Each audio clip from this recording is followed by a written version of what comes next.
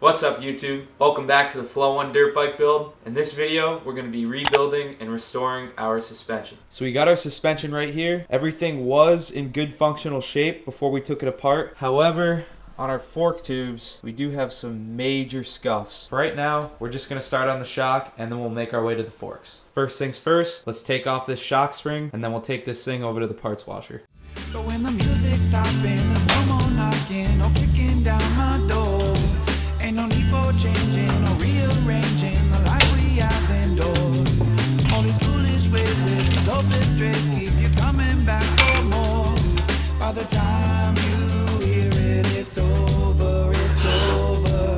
I must have lost my mind. Wasn't me, wasn't on mine. 16s on my back, always looking for the next track. Thinking about the old, always up to no good. When you gonna realize that we living like we hypnotized?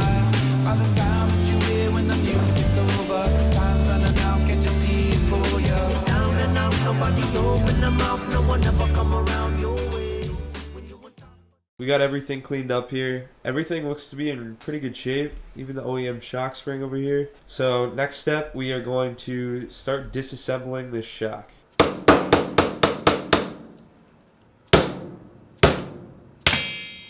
There we go.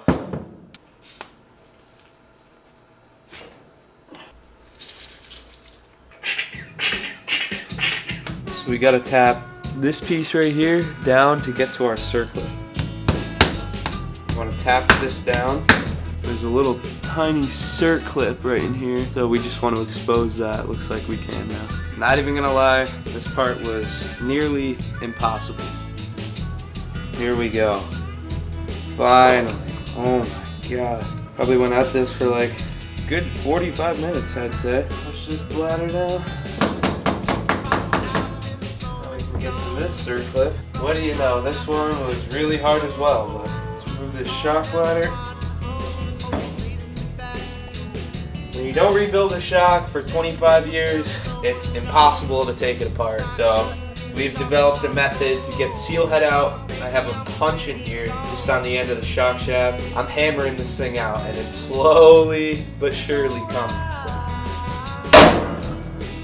Oh, that one was good. One more. Yeah. Wow.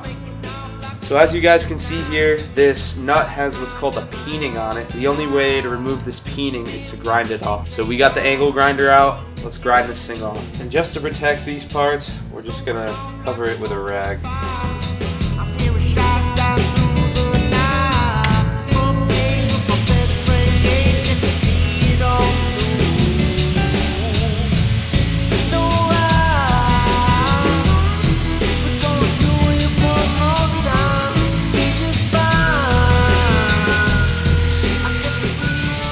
Alright, now we can finally remove this nut.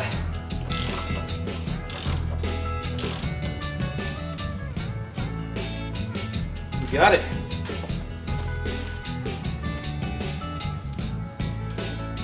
Looks like in order to take this stuff off, we gotta file this down a little more. Just gonna lightly file it down so we can get that up. Put a screwdriver in here and just slide them out. So that way when you put them back, they're all in the same order. Now we can just remove our old seal head. This thing is crusty. Man, now we're left with this shock shaft. So what's the issue here, Kyle? Well, the threads are a little bit screwed up on the end of this shock absorber shaft. I believe it's used for the rear shock, right? Yes. But luckily, You got it's common thread M12 by perhaps 1.75. Show them the issue. Aiden has already taken the liberty of grinding it down a little bit to make our job easier here.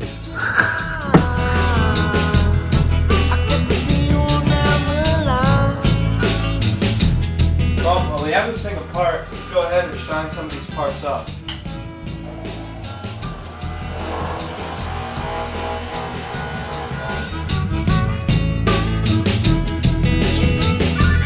So we got everything taken apart here and ready to go back together. We got everything cleaned up. Just use the parts washer to clean all the parts. So we're gonna go ahead and start with the shock bumper parts. So this part goes on first. Just slide it right on. We went ahead and polished this up. It looks super clean. New shock bumper from PRYME MX. That side goes on the bottom, kind of like this one. It's all blacked out, so just sit just like that. Next step comes the seal head. I'm actually going to wrap this here with a little electrical tape, just one layer, because this edge here is pretty sharp, and I don't have a seal bullet, which would be the correct tool that you would use. But we're going to try it this way, see if we can get by. Cover goes on first. Bam. Next, we're going to lube up this seal head, just using a little KYB K2C. Just get it lubed. Also can lube up this area. Just helps it slide on nice. Next, I already started this, comes the shim stack. This part seems to be a little tricky to get on. Very tight tolerances, so I'm just going to work each one on.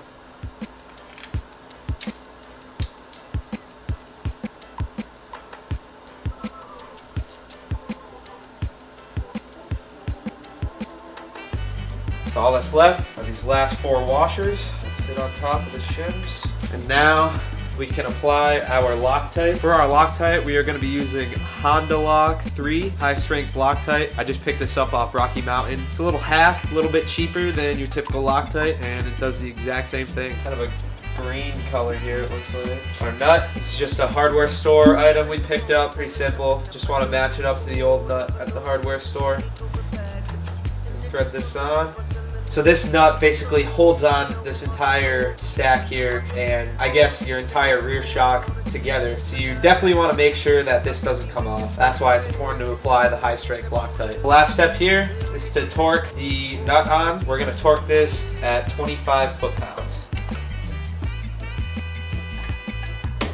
So now the last step here is to do what's called a punch peen. So we just have a punch, and we're gonna punch the nut against the shaft here. This is just one last precautionary measure to help keep the nut on the shaft. As you guys can see here, we have some nice peen marks. That should keep this nut on. So now we're gonna wait 24 hours for this thread locker to cure, and then we can assemble the shock. So while we wait for this thread locker to dry, I figured we would clean up this shock body. I decided I'm gonna polish it with some PRYME wheels. We're gonna start with the rough wheel, take off that paint, and then we'll move to the fine wheel.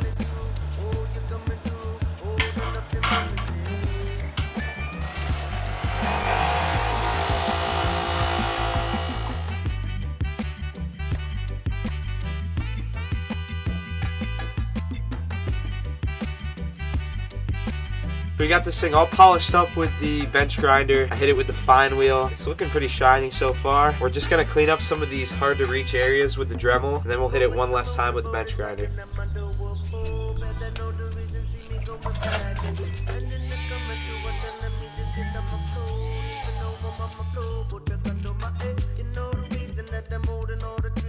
One last thing I want to do now while this thing is still kind of scuffed up, we're going to get this bearing out. So I got one small socket and one large socket to catch the bearing, and we're just going to use a vise here.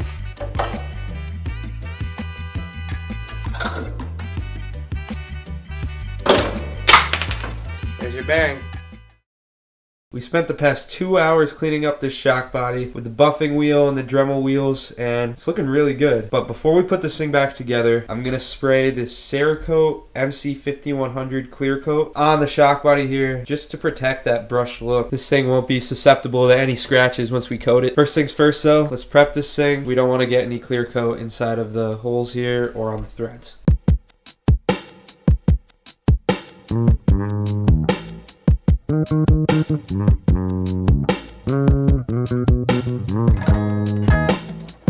So to prep this for clear coat, we are just going to clean it off with some acetone, and then we can spray.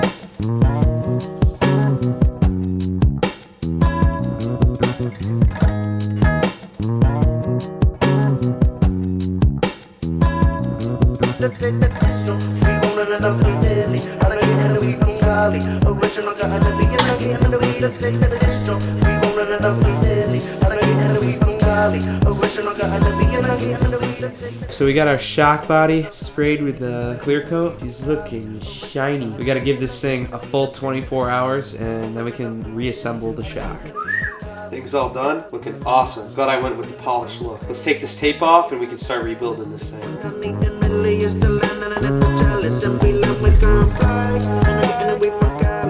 So we we got the shock body and the vise ready for assembly. The first step with this is the compression adjuster. Now, the compression adjuster consists of two pieces. The one that I have here, a spring, and there's another piece in here that we actually didn't remove when we polished this thing. All we have to do is thread this piece in with the spring sitting here, and it should snap right in place.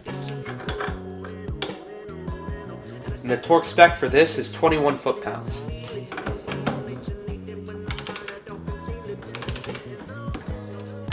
Also, we do have this little drain port here. We're gonna loosen the compression adjuster all the way out in the soft position. This makes shock fluid flowing from the reservoir to the shock body a little bit easier.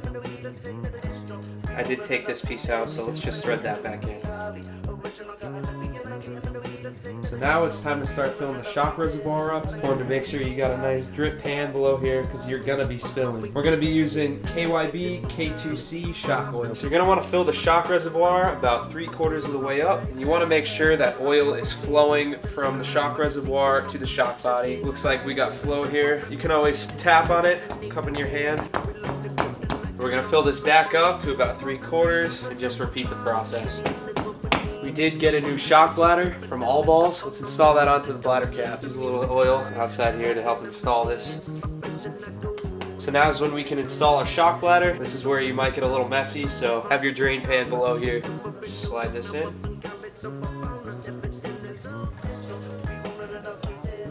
You want to leave enough room here so we can get our new circlip in. There we go. We're just going to use our suspension pump and fill this up to about 40 psi and it should seat itself. Now we're going to fill up this side of the body about 1 inch from the top. Should be good. So now we're going to do what's called bleeding the shock. We can grab our shaft and just stuff it on in.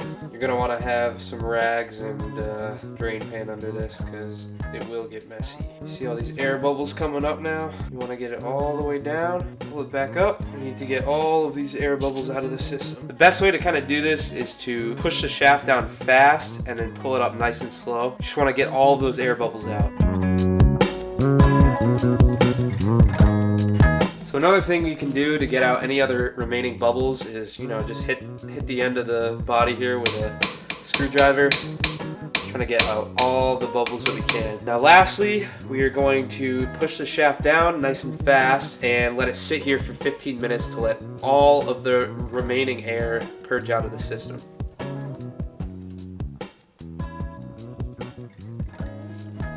So after a few minutes, we're going to move this back up. I'm just going to top it off quick with some oil. And now we can work this down nice and slow here, making sure to get no air in. So the last thing we got to do is press this piece in here. It's the cap. And you're going to notice here that there are holes on each side. So you're going to want this facing front to back rather than side to side so any dirt or water can drain out nice and easily. Just going to use a rubber mallet and tap this in. Now we can just clean up any remaining oil. If you don't have oil on it, you're not doing it right. That's for sure. Been a few days, but we're back. We got the shock all filled up with nitrogen. Shout out Don from Dirty Don Suspension Tuning Lube. He's the hookup here in Central Connecticut. So any of your suspension needs, Dirty Don is where you gotta go. Anyways, we got this thing filled up to 165 psi. Now all we gotta do is put the coil back on and adjust this thing and we'll be done. So we already got our adjusters threaded on. Next step is just to the coil back. By the way, I'm running out of money on this build. We're gonna rock the OEM coil with the OEM color. It still looks good, so don't worry. We gotta make do with the money we got left on this thing. Last step, just to slide the shock collar on. This here just sits right up against this bumper.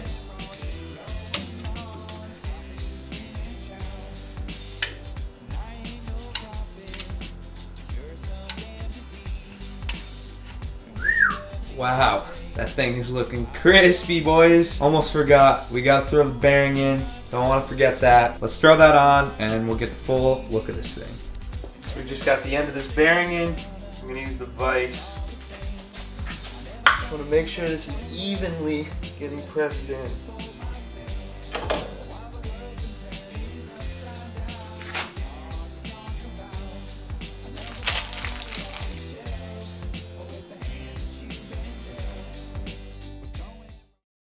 Well guys, I hope you liked this video and I hope you learned something. I was originally gonna do the forks in this video as well, but we're gonna have to do it next video. This took a lot longer than I thought. I'm happy with the result. This thing came out absolutely mint. It's looking shiny and it works like brand new, so I think it's gonna look sick on the bike. Shout out Kyle Morello and Dirty Don. It's great having connections when you do these builds. Couldn't do it without you guys. Thank you. Without further ado, let's show you guys this rear shock.